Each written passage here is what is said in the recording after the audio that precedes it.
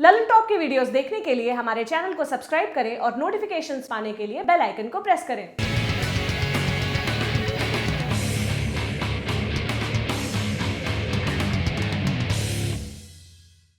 एक दिन एक खूब बड़ा सा बहुत ज़्यादा बड़ा पत्थर आया और इस धरती का जो सबसे ताकतवर इंसान था उससे भी कई गुना ताकतवर जो जानवर था डायनासोर, वो ख़त्म हो गया।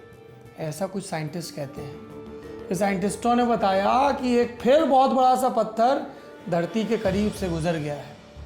तो फिर क्या हम खतरे में आ सकते हैं?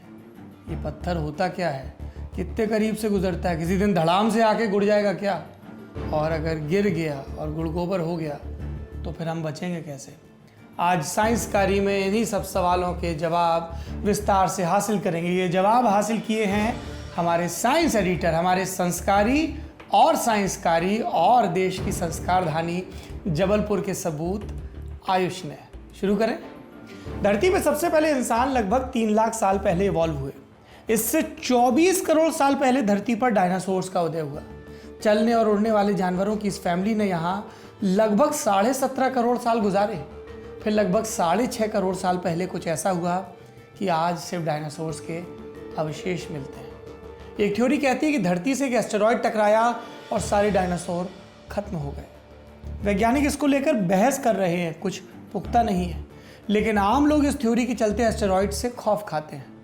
एक डर है कि अंतरिक्ष की कोई चट्टान जब इतने विशाल और करोड़ों साल तक राज करने वाले जीव को मिटा सकती है तो इतना छोटा और महज कुछ साल, लाख साल पुराना इंसान इससे कैसे बच पाएगा? ये डर मनुष्य के सर्वाइवल इंस्टिंक्ट से जुड़ा है। कई लोग इसी डर का फायदा उठाते हैं। आपको ऐसी हेडलाइन दिखाते हैं कि 29 अप्रैल को धरती के करीब आएगा एस्टेरॉयड, जीवन पर मंडरा रहा है खतरा। ऐसे बोलते हैं ना टीवी वाले। आपको पता चल गया होगा कोई खतरा वतरा नहीं है, फालतू का हुआ है। लेकिन इस एस्टेरॉयड के बारे में बात करना ज़रूरी है क्योंकि ये दोबारा पृथ्वी के पास से गुजरेगा और अगली बार जब गुजरेगा तब 3.5 गुना ज़्यादा करीब से गुजरेगा।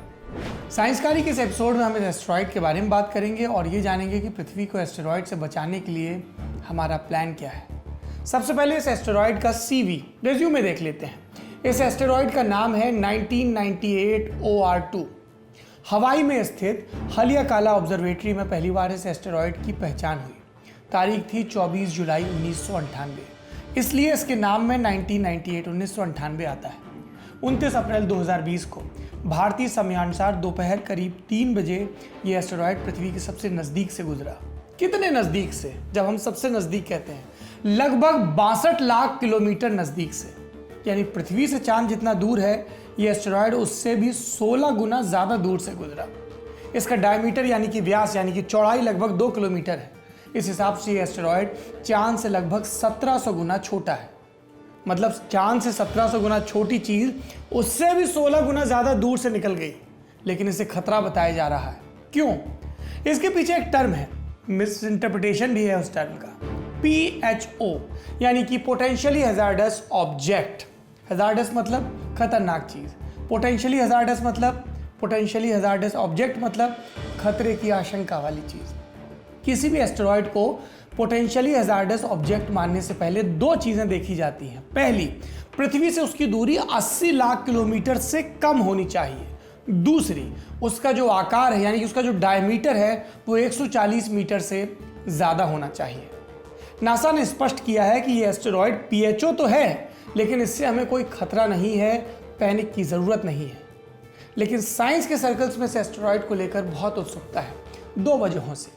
पहली है इसका आकार। ऐसा बहुत कम होता है कि 2 किलोमीटर चौड़ा कोई एस्टेरॉयड पृथ्वी के इतने करीब से गुजरे। और दूसरी चीज़, ये दोबारा लौट कर आएगा। साल 2079 में ये एस्टेरॉयड पृथ्वी के और करीब से गुजरेगा। ये दोबारा क्यों आएगा? हम ये जानते हैं कि गुरुत्वाकर्षण के प्रभाव में सारे ग्रह सूर्य के चक्कर काटते हैं। ठीक ऐसा ही केस इस एस्टेरॉयड के साथ भी है।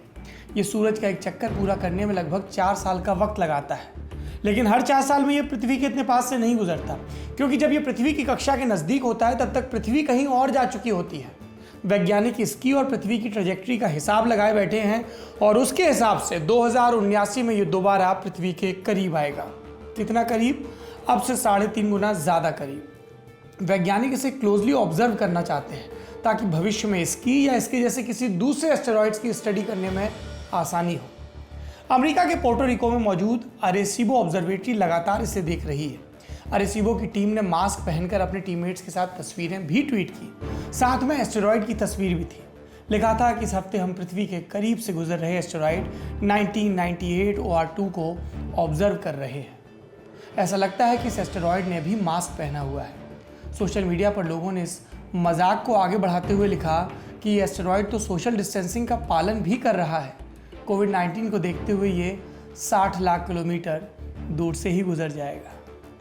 इससे पहले कि हमारा ये बयान आगे की तरफ गुजरे, आप में से कुछ लोग कहेंगे भाई साहब आप सब चीज़ें अमेरिका में बता रहे हो।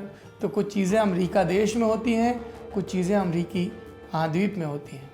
अब आगे बढ़ते हैं। कोविड-19 का जोक भी सुना दिया, अब सीरियस बात कर लेते हैं। आप कहेंगे कि एस्टेरॉइड तो बिना नुकसान पहुंचाए गुजर जाएगा, लेकिन हर एस्टेरॉइड तो ऐसा नहीं होगा। अगर कोई एस्टेरॉइड ज़्यादा करीब आ गया तब हम क्या करेंगे, उसकी करीबियों को कैसे बर्दाश्त करेंगे? इसका जवाब दिया अमेरिका की अंतरिक्ष एजेंसी नासा ने। सबसे पहले एस्टेरॉइड से पृथ्वी को बचाने वाले नासा के 2 अहम हिस्सों के बारे में जान लेते हैं, तो आगे का प्रोसेस आसानी से समझ में आ जाएगा। पहली चीज़ होती है एक पारिभाषिक टर्म है, फुल फॉर्म याद कर लीजिए, जीके वाले पूछे जा सकते हैं, बड़े जीके वाले। CNEOS full form centre for near earth objective studies. इस नाम से क्या समझ में आ रहा है? नियर अर्थ ऑब्जेक्टिव्स को स्टडी करने वाला सेंटर। 1999 में नासा ने पृथ्वी के आसपास जितनी चीज़ें हैं उन्हें लोकेट करने का प्रोग्राम शुरू किया। जनवरी 2018 तक ऐसे 18,000 के लगभग ऑब्जेक्ट लिस्ट किए गए। 2018 में नासा ने एक एनिमेशन वीडियो जारी किया जिसमें 1999 से 2018 तक खोजे गए एस्टेरॉइड्स का एक नक्शा है। ये सारे ऑब्जेक्ट्स पृथ्वी से 5 करोड़ किलोमीटर के दायरे में मौजूद हैं। ध्यान देने वाली बात यह है कि इस रेंज में और भी कई सारे ऑब्जेक्ट्स हैं। नासा सिर्फ एक छोटे से हिस्से को लोकेट कर पाया है, लेकिन ये भी बहुत है। नासा के मुताबिक जो एस्टेरॉइड्स 1 किलोमीटर से ज़्यादा बड़े हैं उनमें से लगभग 95% को मैप कर लिया गया है, और यही वो ऑब्जेक्ट्स हैं जिन्हें सिविलाइजेशन का एंडर यानी कि सभ्यता का नाश करने वाला बताया जाता है। अच्छी बात यह है कि निकट भविष्य में हमें इनमें से किसी से भी खतरा नहीं है, लेकिन कई एस्टेरॉइड्स हैं जिन्हें अब तक ढूंढा नहीं जा सका। नासा का प्लान है कि 2020 तक वो ऐसे 90% ऑब्जेक्ट ट्रेस कर ले जो 140 मीटर से भी बड़े हैं। नासा का CNEOS कैलिफोर्निया की जेट प्रोपल्शन लेबोरेटरी में मौजूद है। यहाँ कई ऑब्जर्वेटरीज और टेलीस्कोप्स का डेटा इकट्ठा होता है। इस सेंटर में सारे डेटा से एस्टेरॉइड्स और कॉमेट्स की ट्रेजेक्ट्री यानी उनके भविष्य के रास्ते का अंदाज़ा लगाया जाता है। ये नतीजे इतने सटीक होते हैं कि आप इनके बताए समय और दूरी से एस्टेरॉइड 1998 OR2 को गुजरता देख सकते हैं। देखा भी गया। लेकिन CNEOS का काम डेटा और नक्शे भर का है। सुरक्षा की जिम्मेदारी किसकी है? यहाँ पर एंट्री होती है नासा के दूसरे अहम हिस्से की। इसका नाम क्या है? PDCO full form planetary defence coordination office. Planetary defence मतलब पृथ्वी की रक्षा। इसका ख्याल कहाँ से आया? 2013 में एक घटना हुई वहाँ से। क्या हुआ था 2013 में? रूस में गिरे एक मीटियोर से इसका ख्याल आया। मीटियोर मतलब उल्कापिंड। यूँ समझिए कि अगर एस्टेरॉइड्स एक पहाड़ के आकार का होता है तो उल्कापिंड एक पत्थर जितना छोटा उसकी तुलना में। इसे आप टूटता तारा कहते हैं। ये कोई तारा नहीं होता, ये दरअसल एक छोटा सा मीटियोर होता है जो पृथ्वी के वायुमंडल में घुसने के बाद धधक उठता है। ज़्यादातर हवा में ही भस्म हो जाते हैं, लेकिन कुछ धरती की सतह तक भी पहुंचते हैं। जैसे कि 2013 में रूस में अचानक आ गिरा था चेल्याबिंस्क उल्कापिंड। ये 15 फरवरी 2013 की बात है। रूस के चेल्याबिंस्क इलाके में दोपहर का वक्त था। किसी को कोई खबर नहीं थी। आसमान में अचानक सूरज से भी तेज रोशनी जगमगाई और एक धमाका हुआ। इस धमाके से निकली ऊर्जा हिरोशिमा के न्यूक्लियर बम से भी करीब 30 गुना ज़्यादा बताई जाती है। दरअसल ये एक उल्कापिंड था जो पृथ्वी की सतह से 30 किलोमीटर ऊपर भस्म हो गया। इतने ऊपर भस्म हुआ इसलिए नुकसान न्यूक्लियर बम के मुकाबले कुछ कम हुआ, लेकिन इससे बहुत सारी शॉकवेव निकली, धूल और गैस का गुबार निकला और मलबा जो धरती की सतह तक पहुंचा। इसके चलते 6 शहरों की लगभग 7200 इमारतें क्षतिग्रस्त हो गई। 1500 लोगों को अस्पताल ले जाना पड़ा।